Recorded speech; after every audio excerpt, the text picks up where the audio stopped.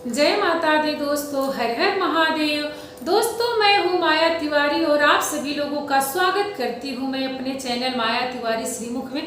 तो दोस्तों, कैसे हैं आप सभी लोग, यह बताने के लिए कमेंट्स बॉक्स में जय माता दी और हर हर महादेव जरूर लिखिएगा। तो चलिए दोस्तों, आज के वीडियो में हम जानेंगे, इस वीडियो के माध्यम से मैं आप सभी लोगों से यह बात करूंगी कि अभी 2023 में जो 17 जुलाई के दिन सोमवती अमावस पूजा लगने जा रहा है, सोमवती अमावस का व्रत जो लगने जा रहा है, तो आप सभी लोगों को पता ही है कि सोमवती अमावस के दिन जो है सुहागन महिलाएं जो है अपनी सुहाग की बढ़ोतरी के लिए, वृद्धि के लिए, सुहाग को अर्जित करने के लिए सोना धोबिन जी का पूजा करती हैं और पीपल में भावरी देती हैं और जो है उस दिन जो है सुहाग की सामान को जो है दान देती हैं, सुहाग की सामग्री को जो है दान करती हैं, ब्राह्मणों को जो है दान करती हैं। तो दोस्तों, आप सभी लोगों को पता ही होगा कि सुहागन महिलाएं इस व्रत को करती हैं। तो दोस्तों, उस दिन जो है 17 जुलाई के दिन जो है सावन के सोमवार यानी सावन सोमवार दूसरा दिन जो है, जो सावन का दूसरा सोमवार है, तो उस दिन जो है राहु काल का समय लग रहा है। सोमवती अमावस की पूजा के दिन जो है राहु काल का समय लग रहा है। तो राहु काल की समय, जब राहु काल का समय चल रहा है, तो उस समय में कोई भी पूजा करना वर्जित माना जाता है, निषिद्ध माना जाता है। खास करके सुहाग से जुड़ी हुई पूजा एवं पुत्र व्रत से जुड़ी हुई पूजा, जो ये पूजा होती है, तो इस पूजा को, इस सब एक प्रकार की पूजा को जो है राहु काल का समय चल रहा हो जिस स्थिति में, उस समय में, तो उस समय जो है पूजा नहीं करना चाहिए। ये खासकर आप लोग ध्यान दीजिएगा। या तो राहु काल लगने से पहले कर लें या तो जब समाप्त हो जाता है उसके बाद कर लें, लेकिन जिस समय में वो लगा हो उस समय में आप अपने आप को बचाएं। मतलब उस समय जो है पूजा करना वर्जित माना जाता है, निषेध माना जाता है। तो चलिए आइए जान लेते हैं कि कब से कब तक जो है राहु काल का समय है, कब शुरू हो रहा है और कब समाप्त हो रहा है। इसके साथ साथ मैं यह भी बात करूंगी कि सोमवती अमावस की व्रत पूजा के लिए जो सुहागन महिलाएं जो भांवरी देती हैं पीपल वृक्ष का, तो जो भांवरी देती है, तो अगर आपके इर्द गिर्द आस पास में पीपल वृक्ष नहीं हो, आपकी पहुंच में पीपल वृक्ष नहीं हो, तो आप कैसे पूजा करें ताकि आपका पूजा पूर्ण हो, संपूर्ण हो, आपका पूजा खंडित न हो। क्योंकि सोमवती अमावस का जो लोग भांवर देते हैं वो बीच में कभी छोड़ते नहीं हैं, कभी भी भूल करके भी जो है इस पूजा को बीच में नहीं छोड़ा जाता है। क्योंकि ये पूजा उतने समय तक होता है जब तक सोमवती अमावस तिथि लगी रहती है, यानी अमावस्या तिथि सोमवार के दिन जो है लगी रहती है। तो सोमवार के दिन जब तक ये रहेगी तब तक ही पूजा होता है, उसके बाद नहीं होता है, उसके पहले भी नहीं होता, जब लगी रहेगी तभी होगी। तो दोस्तों, चलिए जान लेते हैं कि किस तरीका से जो है, अगर आपको पीपल का वृक्ष नहीं मिल रहा है तो कैसे आप पूजा करेंगे। इसके साथ साथ मैं आपको पूजा करने का सुनिश्चित समय बताऊंगी कि किस समय पूजा करें तो सबसे उत्तम रहेगा।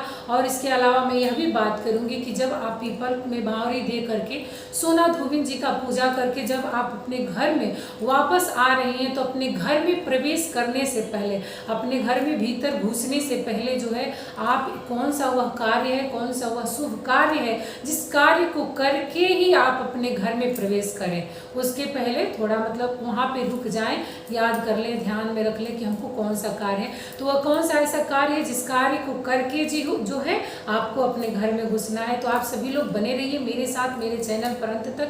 तो चलिए मैं वीडियो का शुभारंभ करती हूँ। सबसे पहले मैं बात करूंगी कि राहु काल के समय में, क्योंकि ये सबसे बड़ा सवाल है, सब लोगों के मन में ये दुविधा है कि मतलब कब लग रहा है तो उस समय नहीं पूजा करना है। तो सबसे पहले मैं बात करूंगी कि राहु काल का समय, जो कि ये ध्यान में रखना, उस समय पूजा नहीं करना है। कोई भी सब तैयारी आप कर सकते हैं, लेकिन जो है उस समय पूजा नहीं कर सकते हैं, ये निषेध माना जाता है। तो दोस्तों, राहु काल का समय जो है 17 जुलाई के दिन 2023 में सोमवार के दिन जो है सुबह के समय में, ध्यान में रखिएगा, ये नहीं कि भूल जाइएगा, ये इस पूजा में मतलब लापरवाही मत करिएगा। ये ध्यान में रखिएगा कि 17 जुलाई के दिन जो है सुबह के समय में बिल्कुल 7:30 पर जो है राहु काल का समय लग रहा है। तो जब 7:30 पर राहु काल का समय लग रहा है, तो उससे पहले आप पूजा कर ले, नहीं तो उसके बाद करें। अब समाप्त कब हो रहा है राहु काल का समय, तो राहु काल का समय जो है समाप्त हो रहा है पूरी 9 बजे, 9 बजे दिन में जो है समाप्त हो रहा है। तो दोस्तों, जहाँ तक हो सके यही प्रयास करना है कि हम लोगों को 7:30 से पहले जो है पूजा कर लेना है। पूजा का यही नियम है कि ब्रह्म मुहूर्त में ही पूजा किया जाता है। भले ही उस दिन जो है 12 बजे तक अमावस्या तिथि है, ये नहीं है, लेकिन ये नहीं करना है कि 9 बजे राहु काल समाप्त हो रहा है तो उसके बाद पूजा करना है। पूजा नहीं करना है।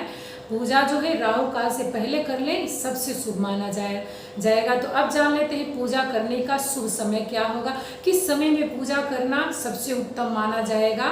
तो दोस्तों सोमवती अमावस की पूजा करने का यही प्रावधान है कि बिल्कुल ब्रह्म मुहूर्त में जो है पूजा करना चाहिए। अभी जो है सूर्य उदय नहीं हुए हैं, बिल्कुल थोड़ा थोड़ा हल्का हल्का लालिमा आ रहा है, उसी समय में अगर आप पूजा कर लेती हैं, समाप्त कर लेती हैं, तो सबसे उत्तम समय पूजा का वही माना जाता है।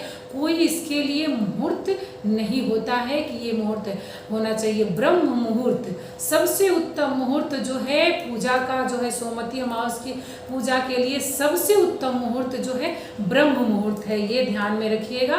तो ब्रह्म मुहूर्त में जो है सोमवती अमावस का पूजा कर लीजिएगा। तो चलिए अब जान लेते हैं कि वह कौन सा ऐसा शुभ कार्य है जिस कार्य को आपको करके अपने घर में प्रवेश करना है पूजा करके जब लौटती हैं। तो दोस्तों जब आप पूजा करके अपने घर पर आए तो सबसे पहला काम ये करिएगा कि आप अपने घर के चौखट यानी दहलीज को जो है प्रणाम जरूर करिएगा। इस कार्य को करना बिल्कुल मत भूलिएगा। आप अपने पूर्वजों से आशीष जरूर लीजिएगा, आप अपने पूर्वजों से मतलब आशीर्वाद जरूर लीजिएगा। तो अब जान लेते हैं कि अगर पीपल का वृक्ष नहीं मिलता है तो किस तौर तरीके से, किस विधि विधान से पूजा करें ताकि पूजा संपूर्ण हो माना जाए और मन में ये भी न रहे कि हमने जो है अच्छे तरीका से पूजा नहीं किया है, पीपल के वृक्ष में ही भावरी दिया वैसा लगे। तो दोस्तों आपको करना क्या है, कहीं कुछ नहीं जाना है, कहीं कुछ नहीं करना। अगर आपको पीपल का टहनी मिल रहा है, पत्ता मिल रहा है तो ठीक है, वो भी नहीं मिला है तो कोई बात नहीं है। सबसे आसान तरीका से ये करना है, पीतल के लोटे में आपको पूरा जल भरना है। जल भरने के उपरांत जो है उसमें कलावा बांधना है।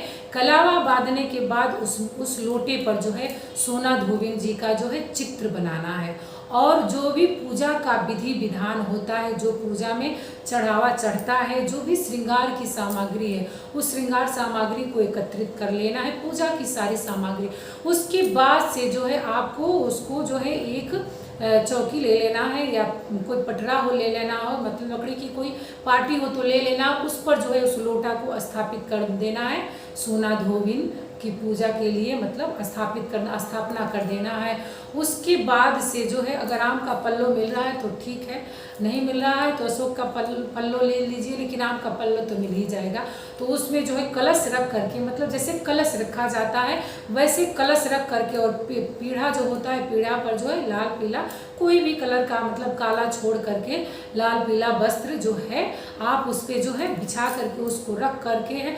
और जैसे आप पीपल में हमेशा पूजा करती हुई आई हैं, सेम उसी तरीके से उसी विधि विधान से जो है आपको पूजा करना है।